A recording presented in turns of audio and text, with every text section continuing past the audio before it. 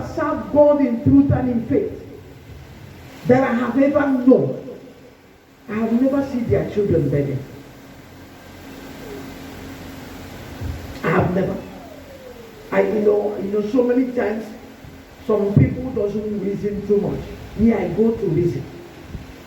I don't even understand me. I go to reason. If David said that the children of the righteous will not beg, then I try to find out through the children to know the righteous.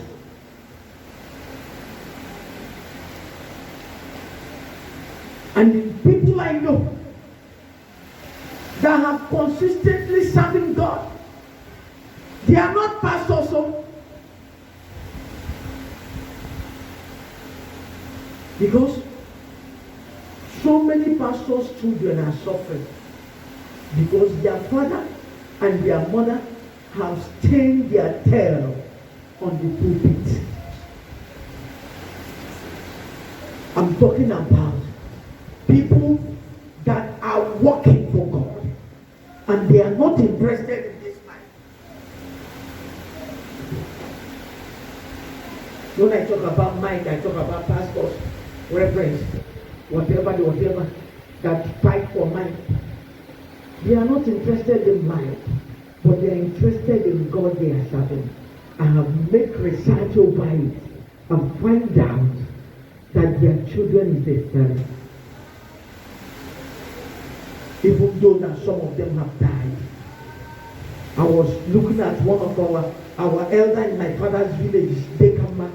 I brought Dekama's family to and I began to change. The first son now is a canon. The last son is a reverend. And they are doing great.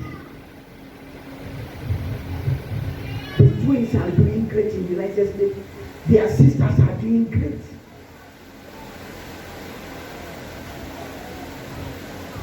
What was the work of the father? The father was a bearer. A bearer. In St. Matthew Anglican Church or wherever, the father is a bearer. He makes sure he's always there to ring them. Bang up! Bang up!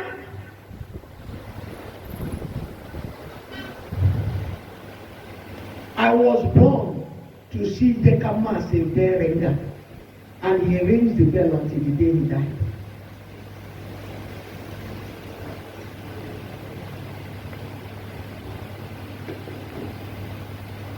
As I was told, I was not there because I have lived village before then. That he went in the morning and rang the bell. Was supposed to ring again in the evening, but he died before evening. He rang the bell in the morning. As old as he was, 82 years.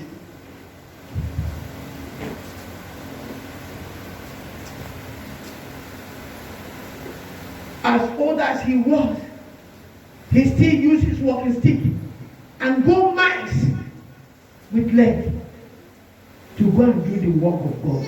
The Bible says they will not be tired. They will always wax as like an eagle. He rang the bell in the morning, and in the afternoon he died. He couldn't ring the one afternoon. And the wife, as they said he finished eating when he came back to ring the bell. And he stayed small again and asked the wife to get him food to eat. The wife said, why are you eating like this? She said, give me food to eat. And he ate the food, he finished eating, drank water, and lie down and then go. Why? Daddy said he will not put them to shame. He will not put them to shame. Then look at, he has 7 children. All of them. The second daughter is my next. The first daughter is Ijoma is senior me. Ijoma is married to Archbishop, Anglican Church.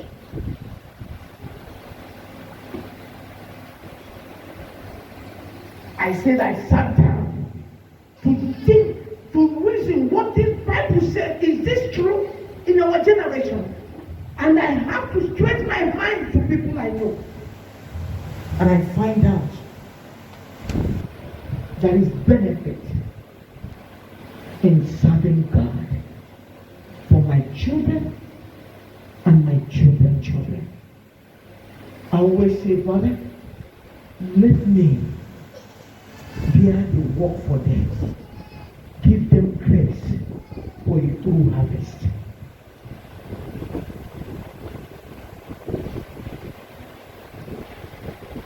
Give them grace for a true harvest. I always tell my children, I am just paying prices for you people. I am paying prices for you and your children. But the most important, your children. I said to my children, I said, your children will ask themselves, what have we done that we are being blessed like this?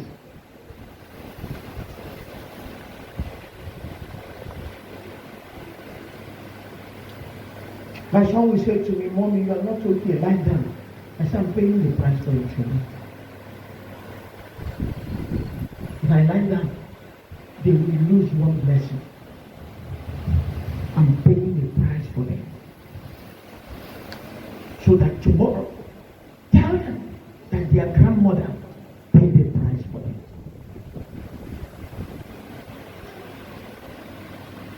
We don't work to search for harvest now, because there is no farmer that does not take time for your harvest. We work so that then they are coming behind us. So that one day, bomb will throw like this. My grandchild will be here and it will not touch him.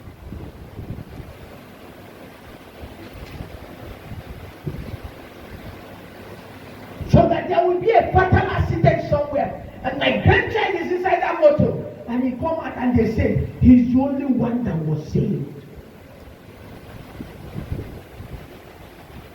Until you know the reason why you are working. Many people doesn't know.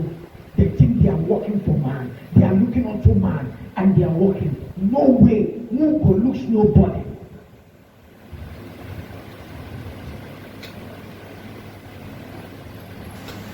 So that tomorrow your grandchild, your child will be put. They have 7 people to choose. And everybody's eyes is on your grandchild. For the Lord is the one that have the hearts of men. And your grandchild will come back, or your child will come back and will say to his wife, what a mighty God we serve. I told God, give my children grace to worship you because of the price I paid for them.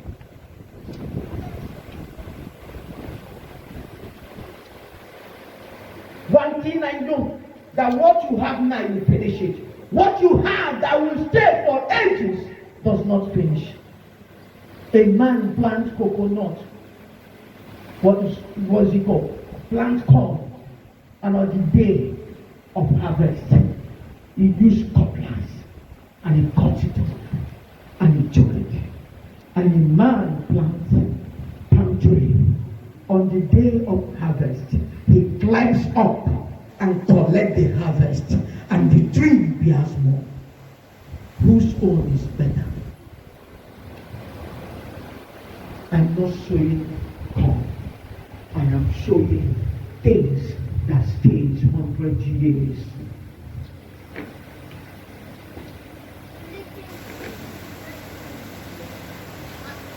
Because those that sows corn always want to remember the sow corn. But those that wait for the harvest, they are relaxing their spirit. They are relaxing their mind. But when their harvest starts, it doesn't stop.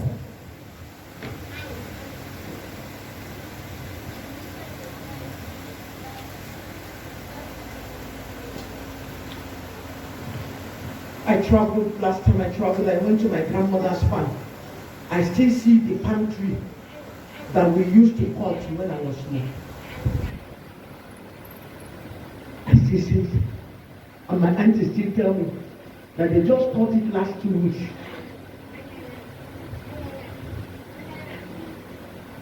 I carried the seed of that plant.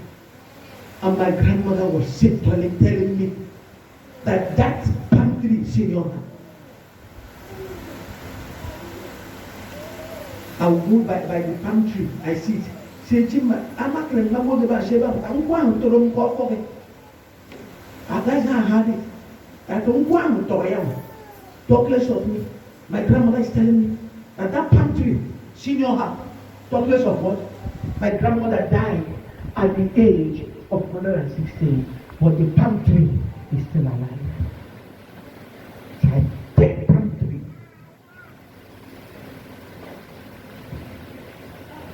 So that there will be a fruits that will be generation to generation.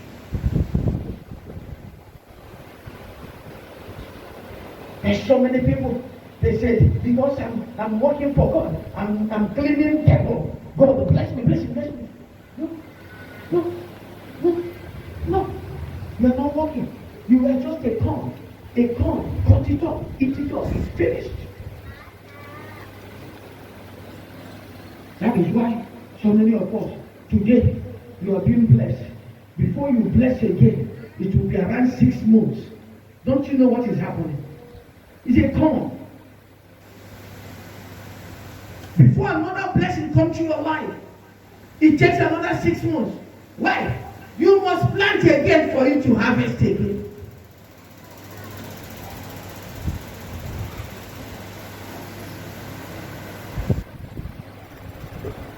Ask yourself, what am I working for? For eternity? For years and years? Or just for months? I don't work for months. No.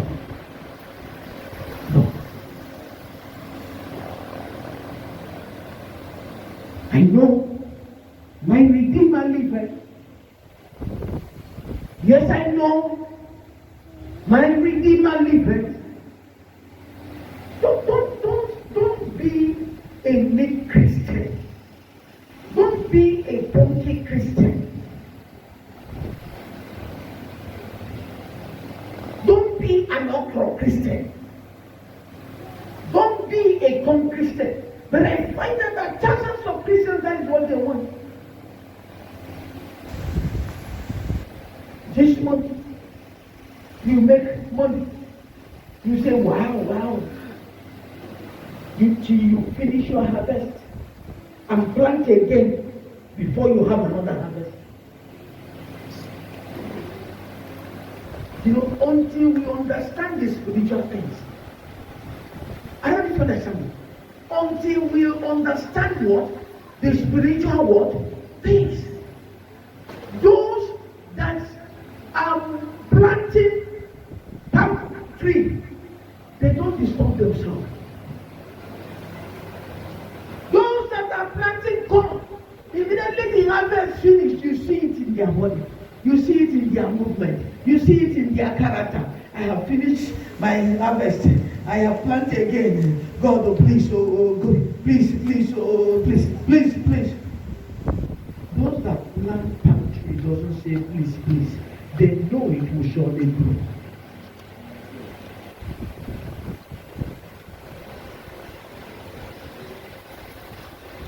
And then when you see them, you say this one don't have problem. Who told you? Who told you?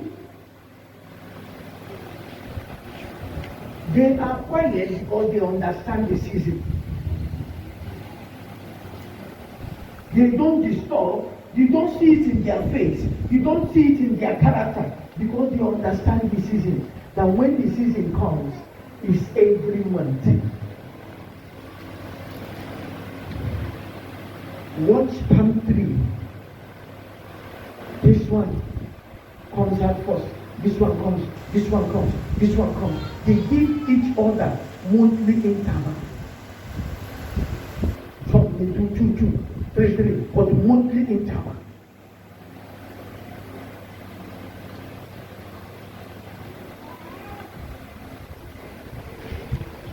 And one good thing about it, is that when you go and remove the harvest, another harvest comes out. They don't die again. They don't die again until true believers understand the truth. I'm telling you, you won't disturb God again. Why many of you are disturbing God, planning face, making people to notice you? Don't you know that when people notice that something is wrong with you, that things are not working, you're mocking your God? Majority say they are Christians, but they are rebellious Christians. I know them. That's why I don't look at them. I always tell God, this one doesn't have anything to do with you.